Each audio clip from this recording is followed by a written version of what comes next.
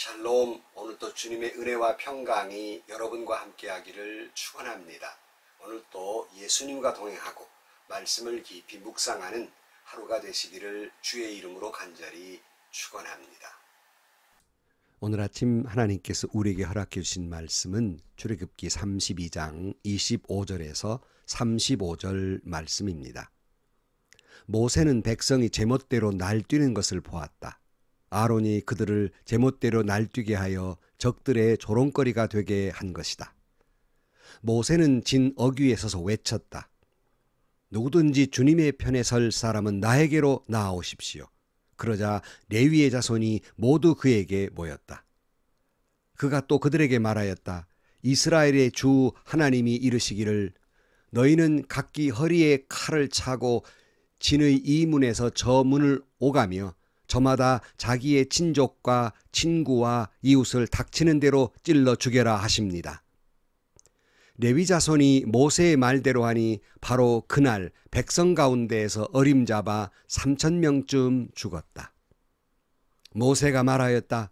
오늘 당신들이 저마다 자녀와 형제 자매를 희생시켜 당신들 자신을 주님께 드렸으니 주님께서 당신들에게 복을 내리실 것입니다. 이튿날 모세는 백성에게 말하였다. 당신들은 크나큰 죄를 지었습니다. 그러나 이제 내가 주님께 올라가서 당신들을 용서하여 달라고 빌겠습니다. 모세가 주님께로 돌아가서 외쳤다. 슬픕니다. 이 백성이 금으로 신상을 만들므로써 큰 죄를 지었습니다. 그러나 이제 주님께서 그들의 죄를 용서해 주십시오. 그렇게 하지 않으시려면 주님께서 기록하신 책에서 저의 이름을 지워 주십시오. 주님께서 모세에게 말씀하셨다. 누구든지 나에게 죄를 지으면 나는 오직 그 사람만을 나의 책에서 지운다. 이제 너는 가서 내가 너에게 말한 곳으로 백성을 인도하여라. 보아라, 나의 천사가 너를 인도할 것이다. 그러나 기억하여라. 때가 되면 내가 그들에게 반드시 죄를 묻겠다. 그 뒤에 주님께서는 아론이 수송아지를 만드는 일로 이 백성에게 재앙을 내리셨다. 아멘. 모세가 40일째 산에서 내려오지 않자 백성들은 아론에게 자신들을 위해서 금송아지를 만들게 합니다. 이때에 모세는 하나님 앞에 그들의 죄를 용서해달라고 중보의 기도를 한 다음에 하나님의 진노를 멈추게 하고 산 아래로 내려와서 금송아지를 불에 태워 가루를 만들어 그들에게 마시게 합니다. 그들이 하나님이라고 말했던 금송아지가 얼마나 아무것도 아닌가 하는 것을 그들의 몸소 겪게 만든 것입니다. 그러나 모세의 형 아론은 그 모든 책임이 그에게 있음에도 불구하고 환경 탓, 백성 탓, 모세 탓을 하면서 회개하기는커녕 뻔뻔한 변명으로 일관하고 있었습니다. 그렇다면 백성들은 어땠을까? 눈물로 회개하고 있었을까? 또는 그들이 진정 하나님 앞에 잘못을 뉘우치고 있었을까? 그러나 이 아론이나 그 백성이나 똑같았습니다. 아니, 아론이 그들을 그렇게 만들어 놔버리고 말았어요. 25절, 모세는 백성이 멋대로 날뛰는 것을 보았다. 아론이 그들을 제멋대로 날뛰게 하여 적들의 조롱거리가 되게 한 것이다. 그랬어요. 통제불능, 제멋대로 날뛰었다. 야단난 겁니다. 다른 번역에는 이들이 방자했다라고 번역하고 있는데요. 원문의 뜻은 벌거벗었다. 그러니까 이들이 벌거벗었지만 부끄러움을 모른다는 거예요. 하나님 앞에 죄를 짓고도 통제불능이에요. 죄를 짓고도 부끄러움을 몰라요. 회개할 줄도 몰라요. 아론은 변명으로 일관했고 백성들은 도리어 더 난리가 난 것입니다. 그야말로 양심에 화인 맞은 사람들이라 할 수 있습니다. 어떤 사람들이에요?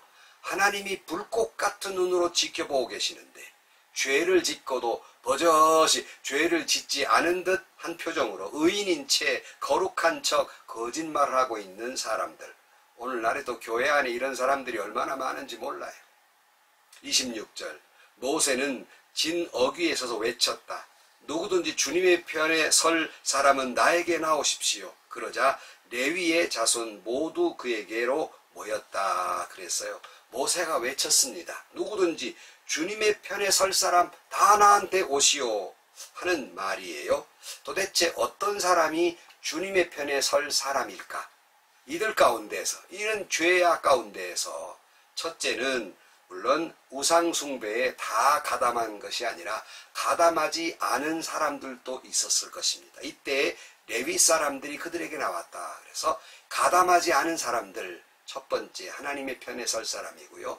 두 번째 그들이 그 우상 숭배에 가담하기는 했지만 그가 회개한 사람들, 이것이 바로 하나님 편에 설 사람들입니다. 사도행전에 보면 이런 얘기가 있어요. 2장 36절 말씀에 그러므로 이스라엘 온 집안은 확실히 알아두십시오. 하나님께서는 여러분이 십자가에 못 박은 이 예수를 주님과 그리스도가 되게 하셨습니다 하는 베드로의 설교입니다. 이 설교를 듣고 사람들의 반응입니다.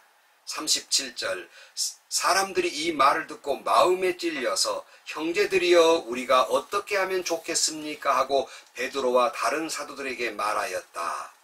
베드로가 대답하였다. 회개하십시오. 그리고 여러분 각 사람은 예수 그리스도의 이름으로 세례를 받고 죄의 용서를 받으십시오. 그러면 성령을 선물로 받을 것입니다. 요즘 목사님들 설교 가운데 회개하라는 설교가 제일 인기가 없는데요. 여러분 이 설교를 듣고 베드로 설교를 듣고 어찌할꼬 외쳤던 사람들처럼 여러분은 그런 마음이십니까? 하지만 스데반의 설교를 듣고 반대의 마음도 있었어요. 사도행전 7장 54절 말씀. 그들은 이 말을 듣고 격분해서 스데반에게 이를 갈았다 그랬어요. 오히려 이런 말을 듣고 이를 갈았어요. 여러분은 회개하라는 말, 죄를 지적받고 여러분은 이를 가는 사람입니까? 이 노릇을 어찌할꼬 회개하는 사람입니까? 하나님 편에 설 사람은 죄가 없는 의인이 아니라 죄를 지었지만 회개한 죄인입니다. 또한 하나님의 편에 설 사람 세 번째는 헌신한 사람들입니다. 모세가 그들 앞에 나온 이들에게 명령합니다. 27절 그가 또 그들에게 말하였다. 이스라엘의 주 하나님이 이르시기를 너희는 각기 허리에 칼을 차고 진의 이문에서 저문을 오고 하며 저마다 자기의 친족과 친구와 이웃을 닥치는 대로 찔러 죽여라 하십니다. 레위 자손이 모세의 말대로 하니 바로 그날 백성 가운데에서 어림잡아 3,000명쯤 죽었다 그랬습니다.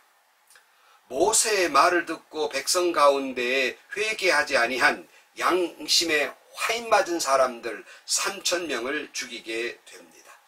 여기서 여러분 잊지 말아야 될 게 있어요. 이스라엘 전체가 죄를 지었지만 회개한 사람은 용서를 받았어요. 그러나 회개하지 않는 사람은 심판을 받게 됐다는 거예요. 이 심판받은 사람 3,000명이 죽게 됩니다. 다시 말씀드립니다. 회개하면 용서받지만 회개하지 아니하면 심판을 받습니다. 사실 레위 사람들 입장에서는 참 가혹한 명령이었죠. 아니 내가 가서 너의 친적, 남이 아니에요. 너의 친구, 이웃들을 닥치는 대로 죽이라는 거예요. 여기에 가담한 사람들을. 그러나 이들은 가슴 아픈 일이었지만 지난 시간에 말씀드린 거룩한 분노 가운데에서 하나님의 명령에 끝까지 충성을 하게 됩니다. 하나님의 편에 설 사람, 이것은 끝까지 충성한 사람들입니다. 그러자 모세가 이들에게 이렇게 말합니다. 29절 말씀, 모세가 말하였다. 오늘 당신들이 저마다 자녀와 형제 자매를 희생시켜 당신들 자신을 주님께 드렸으니 주님께서 당신들에게 복을 내리실 것입니다. 기가 막힌 슬픔이지만 이와 같이 하나님의 편에 설 사람들에게는 복을 내리신다. 그렇게 말씀해요. 유명한 일화, 링컨의 일화가 있잖아요. 남북전쟁 당시 이 링컨은 기도를 많이 했는데 한 보좌관이 그렇게 말했다는 거 아닙니까? 카카, 하나님께서 우리 편이 되었으면 얼마나 좋겠습니까? 간절하겠죠. 이때 링컨의 대답은 유명한 대답이죠. 하나님이 우리 편에 서 있는 것이 중요한 게 아니라 내가 하나님 편에 서 있느냐가 중요한 것이라네 그랬어요. 여러분은 하나님 편에 서 있는 사람입니까? 하나님 편에 설 사람이 되셔서 하나님의 복을 누리며 살아가는 여러분들이 되시기를 주의 이름으로 축원합니다. 이제 모세가 다시 하나님 산에 오르게 됩니다. 그리고 다시 중보의 기도를 하러 올라가요. 30절 말씀. 이튿날 모세는 백성에게 말하였다. 당신들은 크나큰 죄를 지었습니다. 그러나 이제 내가 주님께 올라가서 당신들을 용서해 달라고 빌겠습니다. 그리고 모세가 기도하기를 시작해요. 31절. 모세가 주님께로 돌아가서 아뢰었다. 슬픕니다. 이 백성이 금으로 신상을 만들므로써 큰 죄를 지었습니다. 그러나 이제 주님께서 그들의 죄를 용서해 주십시오. 그렇게 하지 않으시려면 주님께서 기록하신 책에서 저의 이름을 지워주십시오. 그랬어요. 이거는 참 생명을 건 기도예요. 이 백성이 큰 죄를 지은 건 사실이지만 용서해 주십시오 하고 기도하면서 만약 그리 하지 않으려면 차라리 내 생명 거두어 가버리십시오 하는 말이나 똑같은 말입니다. 여러분, 우리가 어떤 죄 지은 사람을 위해 중보의 기도를 할 때 우리가 그 사람의 죄를 용서해 줄 수는 없어요. 하나님만이, 주님만이 하실 수 있지요. 그러나 우리가 지난 시간에 본 대로 이 모세의 중보의 기도는 하나님의 진노를 멈추게 할 수는 있게 됩니다. 그러므로 우리가 중보의 기도를 함으로 말미암아서 하나님의 진노가 이 세계에, 이 나라에 임하는 것을 멈추게 하는 그런 기도는 할 수 있다는 것이에요. 또 하나는 우리의 중보의 기도는 바로 그 죄를 지은 사람의 마음, 그 영을 움직여서 그 사람으로 하여금 회개할 수 있도록 회개의 영을 임하게 할 수 있도록 기도할 수는 있다는 것입니다. 이것이 죄 지은 자를 위한 중보의 기도입니다. 모세는 이스라엘 백성들을 위해서 생명을 건 기도를 드리게 됩니다. 다시 말씀드립니다. 오늘 우리를 살리는, 이 시대를 살리는 사람은 누구일까? 그 어떤 정치인도 아니고 그 어떤 경제인이나 과학자나 문화예술하는 사람들도 아니고 어떤 인기인들이 아니라 바로 기도하는 사람입니다. 나라와 민족과 가정을 위한 중보의 기도자, 교회를 위한 중보의 기도자가 필요한 것입니다. 이런 사람이 하나님의 편에 설 사람이며 이런 사람이 세상을 살리는, 교회를 살리는, 가정을 살리는 사람이 되는 것입니다. 이 기도의 하나님의 대답은 이러하지요. 33절. 주님께서 모세에게 말씀하셨다. 누구든지 나에게 죄를 지으면 나는 오직 그 사람만을 나의 책에서 지운다. 이제 너는 가서 내가 너에게 말한 곳으로 백성을 인도하여라. 보아라, 나의 천사가 너를 인도할 것이다. 그러나 기억하여라, 때가 되면 내가 그들에게 반드시 죄를 묻겠다. 그 뒤에 주님께서는 아론이 수송아지를 만드는 일로 이 백성에게 재앙을 내리셨다. 죄 지은 사람은 용서받으나 그 죄값은 반드시 치르게 됩니다. 죄 지은 사람은 예수의 십자가의 보혈로 용서를 받고 구원을 받으나 그 죄값은 반드시 치르게 되는 것입니다. 결론으로 말씀드립니다. 여러분, 하나님의 편에 설 사람입니까? 하나님은 언제나 여러분의 편에 서 계십니다. 문제는 내가 하나님의 편에 설 사람인가입니다. 나는 우상을 섬기지 아니하는 하나님의 편에 설 사람입니까? 나는 죄일 수밖에 없지만 회개한 죄인으로 하나님의 편에 설 사람입니까?